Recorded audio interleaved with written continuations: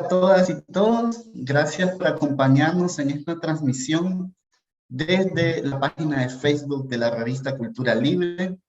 Hoy, como pudieron ver en los flyers y en los diferentes promocionales que la revista estuvo compartiendo, vamos a presentar la revista número 98. Es una edición especial que está dedicada al Bicentenario de Centroamérica, una región con historias compartidas en la cual jóvenes reflexionamos un poco sobre las situaciones sociales, políticas, ambientales, y también dejamos un poco de arte a través de el talento nicaragüense dentro de las prosas, en algunos poemas y escritos de verso y prosa libre dentro de la revista. La revista ya está a la disposición de toda la población. Pueden entrar a la página de Cultura Libre y descargar la revista, o bien verla online en en la página de Issue. Además de presentar la revista, hoy vamos a estar platicando un poco, conversando sobre el Bicentenario de Centroamérica, cómo nos encuentra esta conmemoración de esta fecha, 200 años que en teoría somos estados independientes, los 5 países que firmaron esa acta de independencia. ¿Cómo está la situación en Centroamérica? Para este conversatorio voy a estar amenizando un poco la conversación yo, Alex Aguirre, nicaragüense, trabajador social y activista por la paz, y tenemos invitadas en este caso, especiales para poder hablar un poco sobre la situación de las juventudes en Centroamérica. Nos va a estar acompañando Vilma Rivera. Ella es activista juvenil y defensora de derechos humanos salvadoreña. Es licenciada en Relaciones Internacionales y también está estudiando Ciencias Jurídicas. Ella es una activista reconocida en El Salvador, en específico por su trabajo en la incidencia política, en el cambio social y en la transformación de la sociedad. Y es fundadora de una organización llamada Mentes Jóvenes, que ha tenido un trabajo sostenido e incipiente a favor de las juventudes salvadoreñas y más allá, con su incidencia regional a favor de los derechos humanos y los derechos sexuales y reproductivos. También vamos a tener a un exponente costarricense. Ella es Raquel Villalobos, es una activista que se encuentra cursando actualmente la carrera de Filología en la Universidad de Costa Rica. Es coordinadora general de la iniciativa juvenil Soñamos con Crecer y participa de Meta Costa Rica y Luz Frida por los derechos de las juventudes en Costa Rica. Además, ha trabajado en diferentes iniciativas con mujeres y personas con discapacidad y, por supuesto, con las juventudes que están en estas condiciones de vulnerabilidad.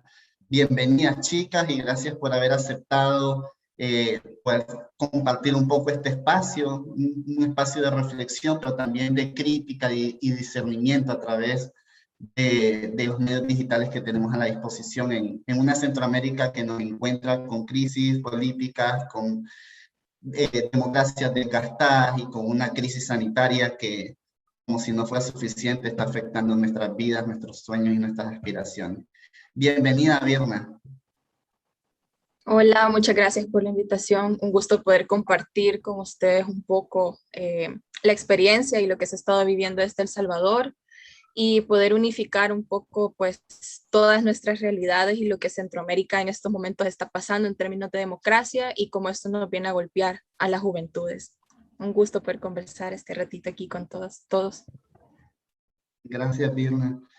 En efecto, estamos en un contexto que, a pesar de que somos países en teoría independientes, nos atraviesan una cantidad de problemas y de condiciones que al final compartimos, aunque seamos estados independientes. En un momento se nos va a unir Raquel, pero mientras Raquel se nos une desde Costa Rica, quisiera que fuéramos adelantando un poco la conversación, primero partiendo desde cuáles son las condiciones de nuestros países, cuáles son esas problemáticas, cuál es el estado del arte, de la convivencia y el avance de la democracia en los países de Centroamérica, 200 años de su independencia. Haciendo un poquito de introducción, como saben, Nicaragua es el país que está en medio, o casi en medio de este grupo de 5 países que se independizaron y que en este mes cumplen 200 años. Estamos en una total crisis democrática por culpa de un régimen dictatorial que ha avasallado todas las instituciones, ha acabado y desmantelado el Estado de Derecho, está fraguando unas elecciones fraudulentas y que no tienen credibilidad a nivel internacional, y ha cerrado cualquier cantidad o cualquier posibilidad de que la sociedad civil pueda seguir haciendo incidencia. No es suficiente con eso. A pesar del cierre del espacio cívico, el cierre del espacio democrático y el cierre de la posibilidad de que la participación de las juventudes organizadas se concretice, ha asediado, ha intimidado, ha asesinado a activistas y defensores de derechos humanos. Hasta el momento tenemos más de 135 presos políticos, entre ellos 7 precandidatos presidenciales, y eso puede dar un esbozo de cuál es la situación general del Estado de Nicaragua en materia de avance democrático y cómo la independencia se siente, se vive y se palpa en este año.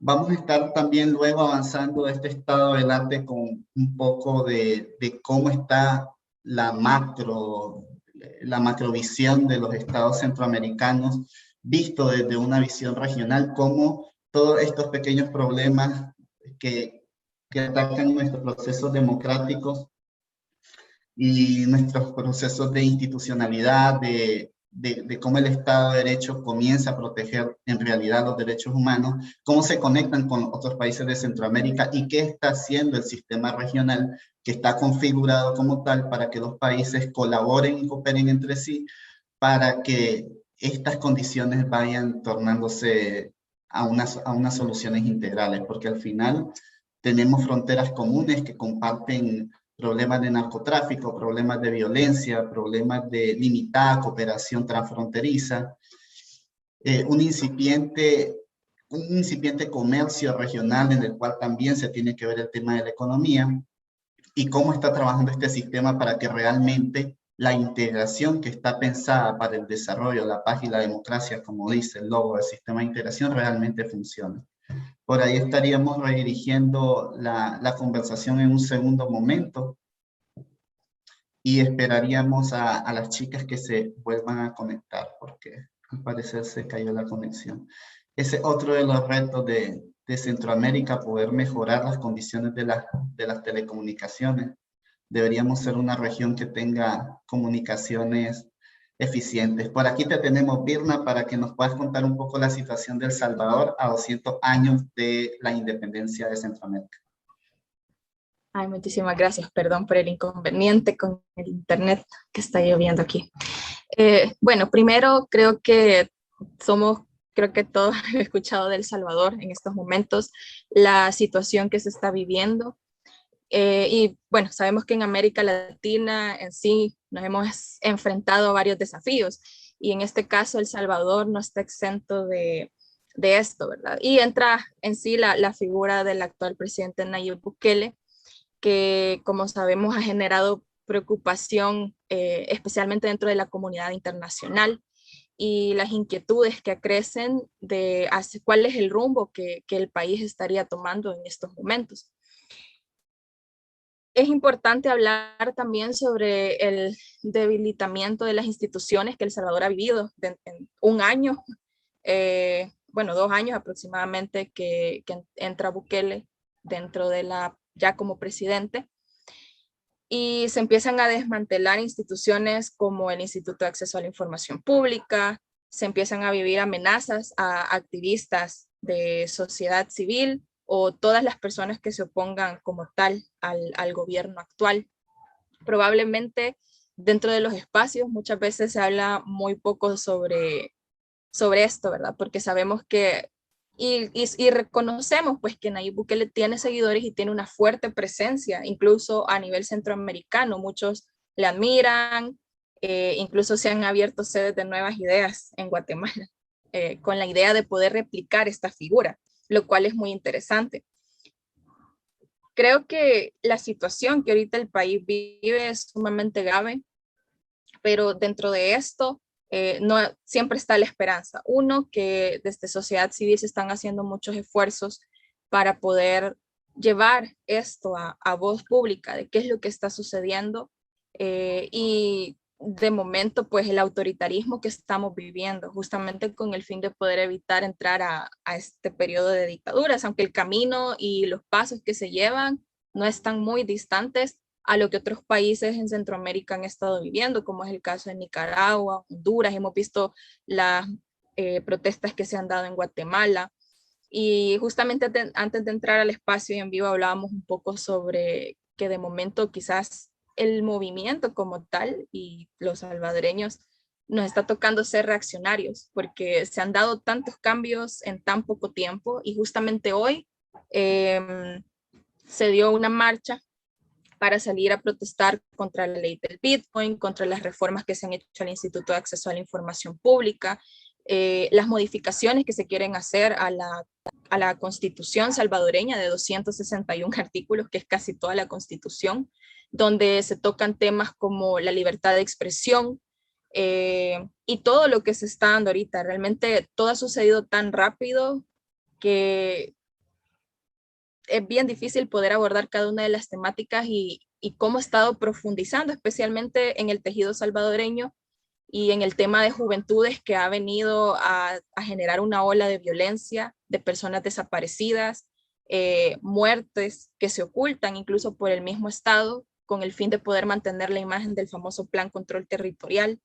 Entonces, el dar visibilidad por medio de redes y a la comunidad internacional todo lo que está sucediendo pone en el ojo del huracán a los movimientos sociales, pero también a los activistas. Y pues sabemos, se han generado incluso ya detenciones arbitrarias a jóvenes que han sido activistas o activistas en general, incluso ciberactivistas, si lo queremos ver así, que están hablando y están educando sobre las consecuencias que se pueden dar debido a la ley del Bitcoin e incluso la misma modificación que se está dando a la Constitución, el hecho de que ya no tenemos poderes de Estado, sino que ahora es el Ejecutivo mandando por medio del Legislativo e incluso el Judicial ya a este punto, y que es algo que la comunidad internacional ha estado y está generando presión justamente para poder evitar todo esto. Y ahí vemos que Estados Unidos pues de momento también ha mostrado preocupación y muchos dirán, incluso salvadoreños en redes sociales, las expresiones que se dan, ¿por qué no debería de interesar esto?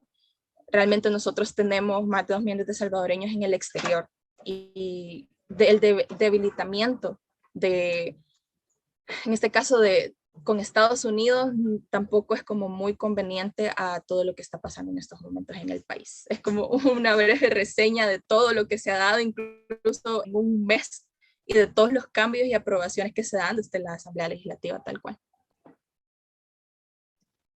Gracias, Mirna, por esa radiografía de la situación de El Salvador desde tu visión como joven organizada. Sinceramente es preocupante ver cómo algunas iniciativas de gobierno que en algún momento se venden como jóvenes, porque el discurso de los movimientos juveniles muchas veces necesitamos la inclusión de los jóvenes, necesitamos que los jóvenes estén en puestos de toma de decisión, pero estos exponentes y estas experiencias vienen a botar un poco lo que es este paradigma y este mito de que todo lo que es joven es bueno, ¿no? Como también sistemas liderados por jóvenes también pueden apostar a este tema de romper con los pesos y contrapesos, apostar a la centralización del poder, al rompimiento del hilo constitucional, como ya lo dijiste, que está pasando en El Salvador en este momento. Ya tenemos por aquí a Raquel Villalobos. Un gusto, Raquel, tenerte por aquí y un placer también poder compartir también la visión de Costa Rica, cómo está Costa Rica a 200 años del Bicentenario. En este momento acabamos de compartir la situación de Nicaragua. Virna nos acaba de dar un esbozo general que por supuesto vamos a seguir platicando y ahondando en cuestiones específicas luego de cómo está El Salvador en materia de institucionalidad, de democracia, de fortalecimiento de las instituciones del Estado y en garantía de derechos humanos a 200 años del Bicentenario. Tenemos dos panoramas muy malos, podríamos decirlo, Nicaragua y El Salvador, pero queremos saber cómo está Costa Rica. Bienvenida, Raquel. Muy buenas tardes, muchísimas gracias por el espacio, gracias por la oportunidad y en serio disculpen la tardanza. Creo que hablar de Costa Rica es bastante complejo porque va a depender mucho desde el punto de vista en que lo querramos pues agarrar. En cuanto a temas de política, por ejemplo, se puede decir que vivimos en una supuesta buena democracia que va avanzando según lo presupuesto. No puedo decir que la conformidad con el estado de nación que tenemos ahorita sea al 100%, pero creo que hasta el momento se ha mantenido con poca volatilidad. Básicamente porque en Costa Rica tenemos esa esencia no sé si será paz, neutralidad o indiferencia, pero el caso es que evitamos los conflictos. Entonces, Costa Rica, si bien no hay mucho apoyo por parte de la mayoría de la población hacia las decisiones que se están tomando por la parte de las instituciones, tampoco se ha generado mayor revuelta. No sé hasta qué punto sea bueno o sea malo, pero sé qué es lo que está sucediendo. En cuanto a materia que a mí me competa y que yo conozca así más a profundidad, te puedo decir que tristemente, la situación que actualmente está atravesando el país, si bien estamos en un periodo de fiesta conmemorando los 200 años de independencia de Costa Rica como tal, sigue siendo un recordatorio de que han sido 200 años de libertad para las personas que han poseído este privilegio. No han sido 200 años de libertad para mujeres que no han tenido derecho al voto hasta hace muy poco, no son 200 años de libertad para personas con discapacidad que a día de hoy, si bien existe una ley de autonomía, no están teniendo acceso a igualdad de oportunidades, igualdad de condiciones, igualdad de toma de decisiones en tanto factores políticos, económicos, sociales. Entonces creo que el Bicentenario, si bien han tratado de armarlo muy bonito y los felicito de parte digamos, como costarricense, lo que se ha visto ha sido muy bonito, creo que también ha venido a recordar a muchos grupos minoritarios que faltamos, que nuestros años no son 200, pero que esperamos ser parte de los próximos y seguir celebrando esta supuesta y espero algún día verídica libertad.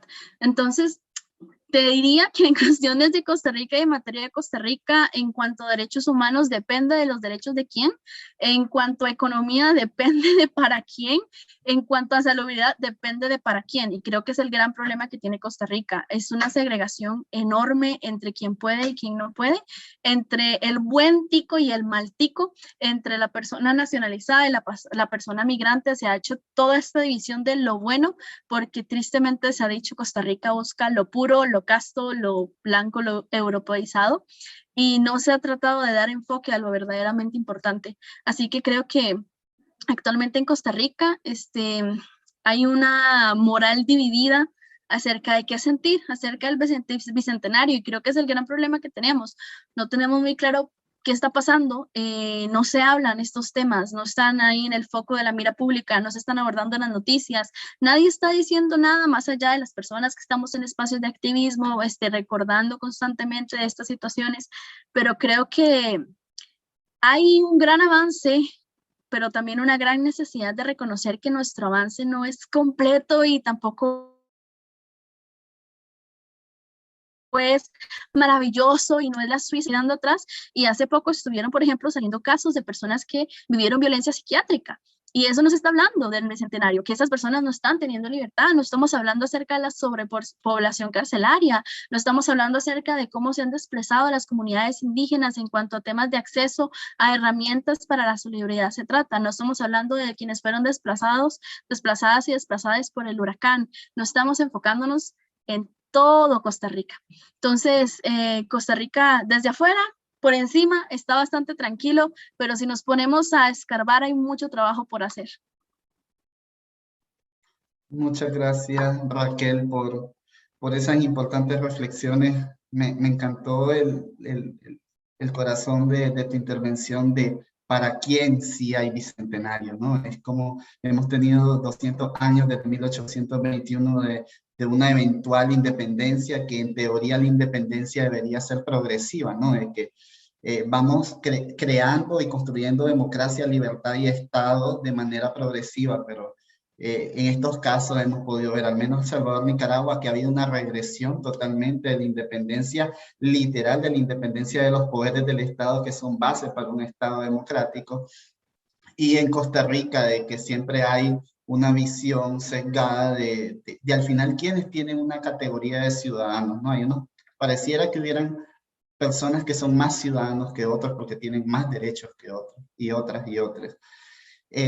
Vamos a pasar al segundo bloque de poder reaccionar hacia la pregunta de cómo está Centroamérica vista desde nuestros países, cómo está el estado de la región, qué pasa con el sistema de integración centroamericana, cómo lo ven ustedes desde sus países, ha podido apoyar realmente la integración de los países, la cooperación entre los 7 países de la región que conforman la región SICA, o ha sido un elemento más decorativo, burocrático y con poca accionar en cada uno de esos territorios. Vamos a comenzar por Vilma. Sí, realmente es una pregunta sumamente interesante porque requiere un nivel de análisis profundo realmente de cuál es el papel real que el SICA está jugando en estos momentos. Y lo puedo decir y hablar por mi parte, que siempre me he cuestionado esto justamente.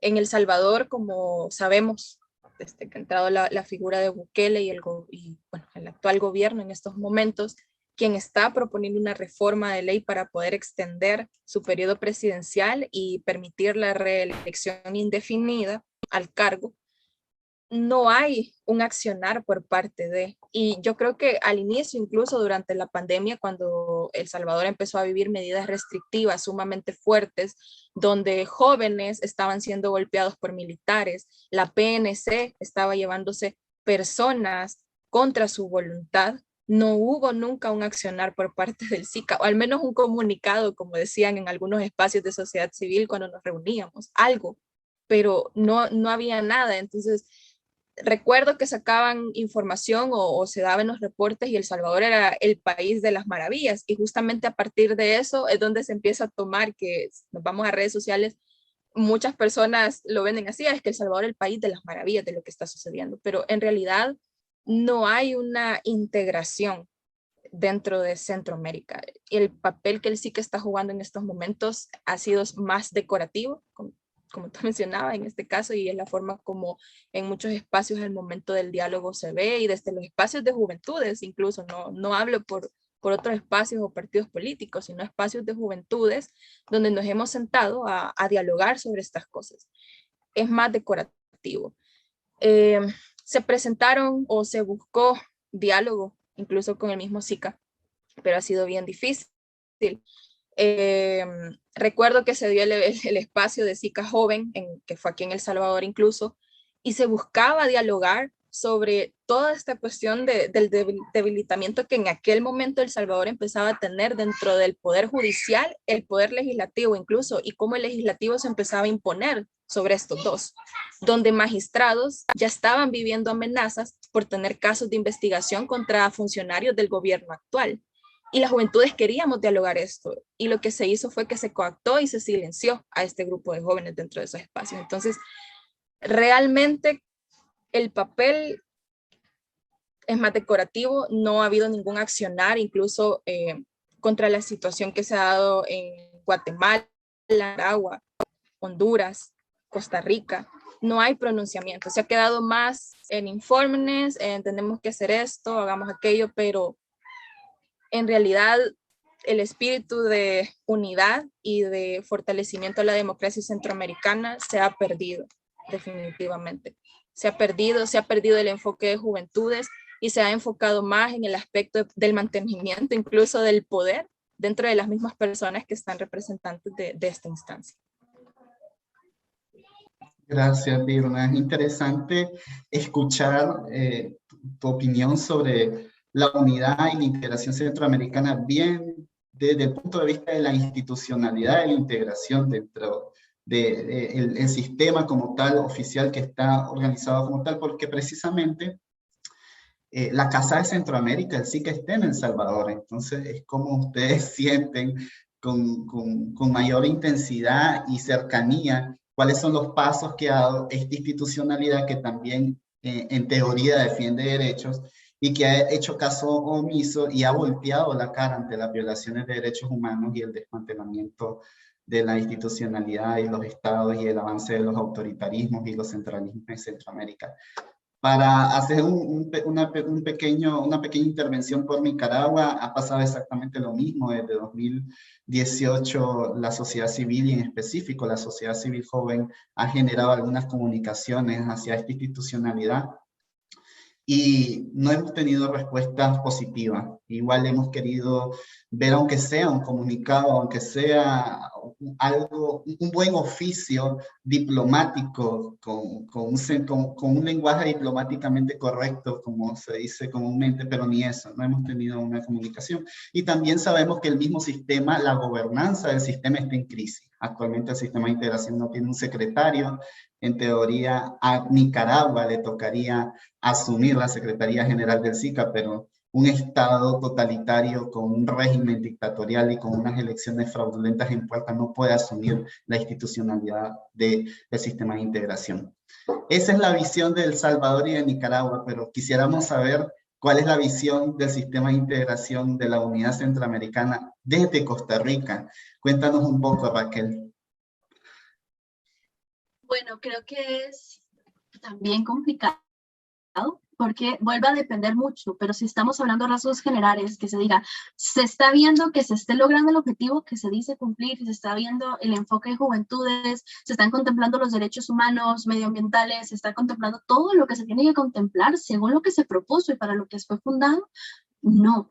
Y creo que sería agarrarme también un poco a lo que ustedes ya dijeron, porque creo que lo dijeron muy bien. El gran problema está siendo que de momento está decorativo, que de momento se ha establecido como una firma que hay que tener en el documento para que el proyecto siga, un punto de vista que no podemos olvidar. Tenemos que poner la palabra enfoque juventudes, porque las juventudes son importantes, pero no creo que en realidad se esté viviendo esta integración, y creo que es el gran problema que tiene Costa Rica, que dice muchas cosas, pero hace muy pocas.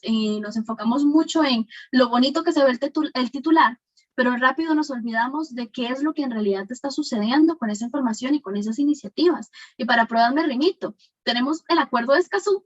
El Acuerdo de Escazú se firmó en Costa Rica y no se ha ejecutado. Suena muy bonito, sí, el Acuerdo de Escazú, ¿dónde está Escazú? Costa Rica, pero no se ha hecho nada. Y creo que es lo mismo que está pasando con este sistema.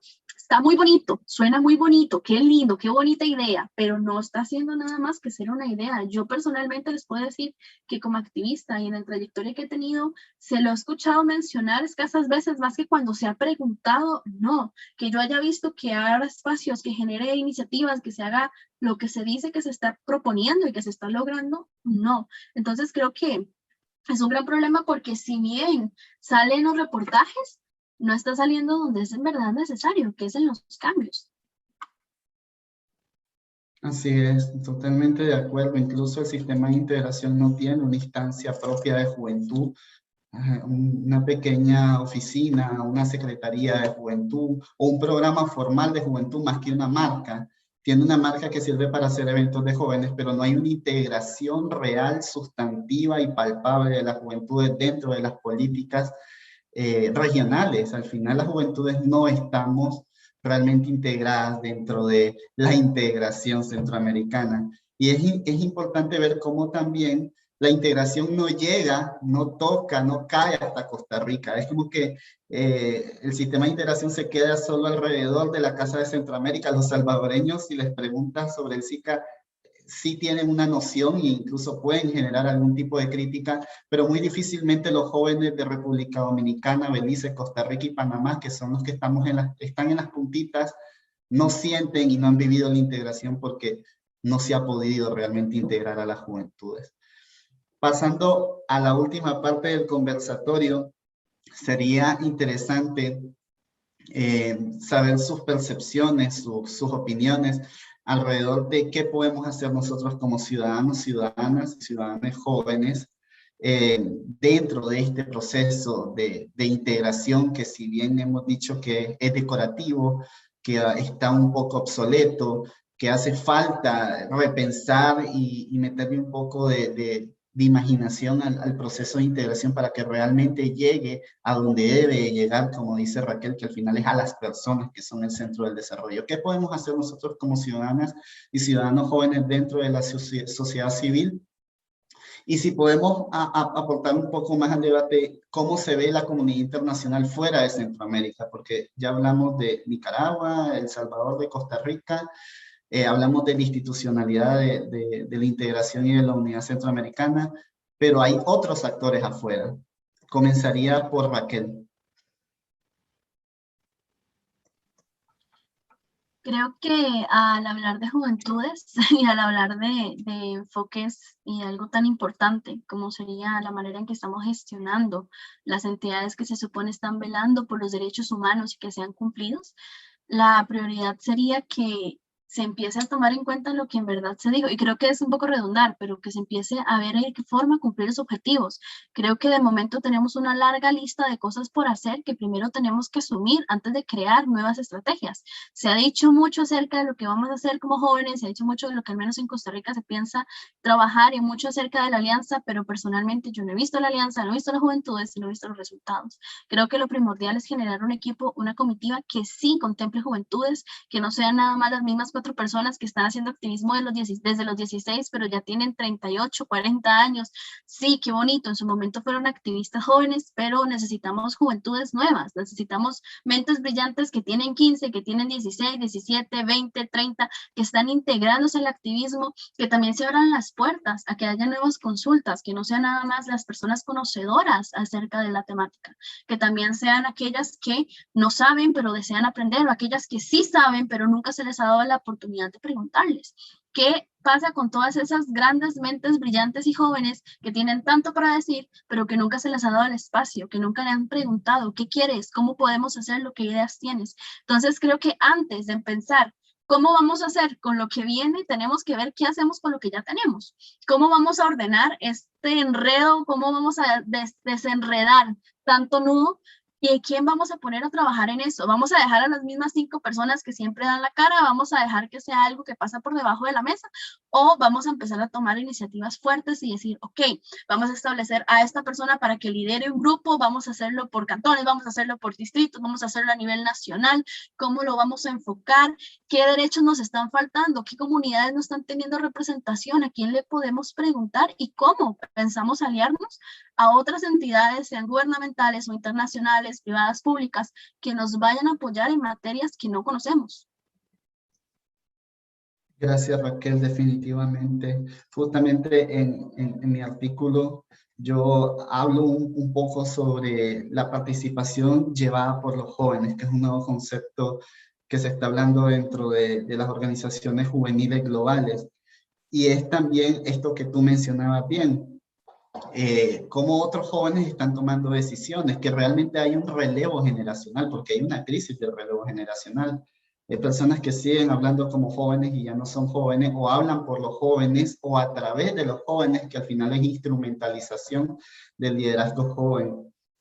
Y cómo los jóvenes también somos constructores de las políticas públicas, no solamente nos consultan, ¿qué quieren, qué necesitan? Necesitan programas de empleo, necesitan educación, necesitan programas de inserción económica ahora que estamos saliendo de una pandemia post-COVID, pero no somos nosotros realmente los protagonistas de la construcción de esas políticas públicas, y no hay jóvenes, porque precisamente no hay jóvenes en espacios de toma de decisión, no hay jóvenes liderando procesos. Hay una crisis del liderazgo juvenil porque hay todo un tema, ¿verdad?, de adultismo y cultura generacional que tenemos que ir hablando, y que también se tiene que hablar con esa otra generación. Vamos con Virna, nos trasladamos de Costa Rica a Nicaragua, llegamos a El Salvador.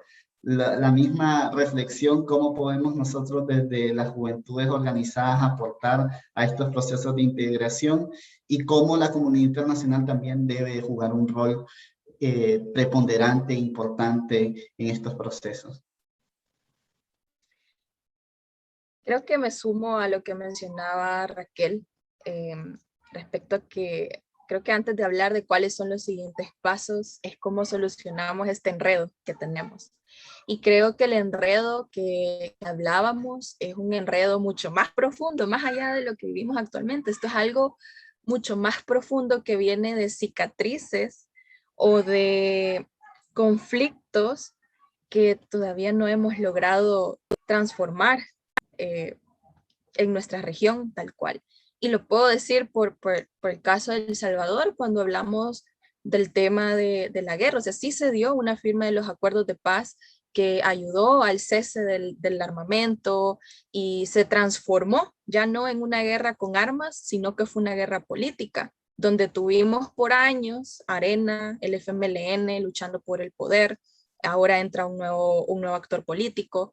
Tenés a la población asediada por pandillas, violencia estructural, violencia de género, y no solo es la violencia, sino también estamos hablando de que las mismas instituciones dentro de los estados, porque esto no es únicamente El Salvador, exclusivo de El Salvador. Sabemos que militares, Fuerza Armada, tal cual, PNC, o sea, los encargados de brindar seguridad a la ciudadanía son los mismos actores que están violentando y vulnerando derechos en toda Centroamérica, si lo queremos ver así. Entonces es como, ¿cómo transformamos esto? ¿Cómo hacemos para empezar a hablar o buscar soluciones que realmente integren a todos los sectores y no quede nadie afuera? Porque yo me quedo con esto que tú dijiste, Raquel, y te juro que me lo llevo así muy marcado y que quizás lo voy a replicar en otros espacios.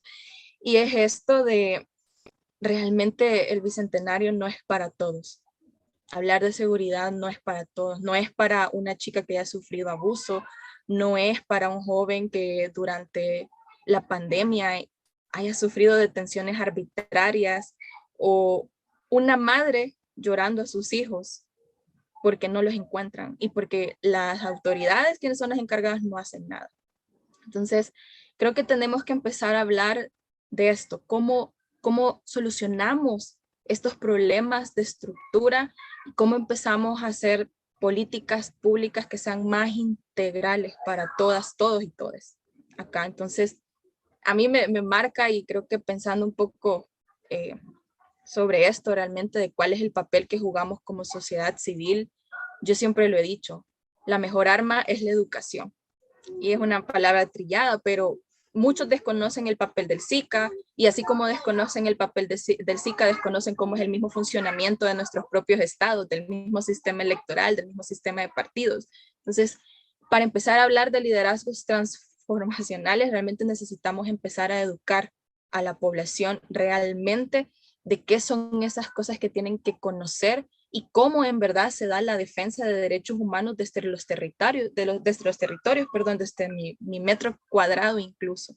Entonces, realmente creo que tenemos que empezar a hablar de cuestiones estructurales un poco más profundas para poder hablar de cuáles son los siguientes pasos en la integración centroamericana, porque venimos cargando con muchas heriditas que hoy se nos han hecho heridotas, ¿verdad? Y se empiezan a abrir nuevas cicatrices, empezamos a ver que los bucles de la historia se empieza a repetir nuevamente en Centroamérica, de las dictaduras que hablábamos hace muchos años, y el papel de la cooperación internacional, pues la verdad es que ahorita, al menos de la perspectiva de El Salvador, sí se vuelve algo muy importante porque nos ayudan a visibilizar qué es lo que está pasando, pero más allá de eso, de visibilizar, pues, ¿qué más se puede dar en verdad? Porque también ellos son los que vienen a hablar mucho desde la cooperación blanca, por decirlo así, pues a proporcionar soluciones que no son reales a los territorios y a las realidades que se viven. Gracias, Virna, y gracias, Raquel, por haber compartido este pequeño espacio de reflexión y haber participado también del lanzamiento del número 98 de la revista Cultura Libre, que está dedicado al bicentenario. En este caso me gustaría hablar en plural de los bicentenarios de Centroamérica, porque nuestras realidades han sido diferentes, aunque nos hayamos independizado en 1821, pero las realidades y los procesos de fortalecimiento de nuestros estados-naciones han sido completamente diferentes, y en algunos casos estamos sufriendo regresiones, como decía Virna, a las dictaduras que creíamos eran historia, pero están volviendo a aparecer y con mayor fuerza y mayor violencia a 200 años de la independencia de la región. Agradecerles por haber estado en este espacio, agradecerles a todas, todos y todas quienes nos están viendo a través de esta transmisión de Facebook Live. Pueden descargar la edición número 98 de la revista Cultura Libre a través de la página de Cultura Libre.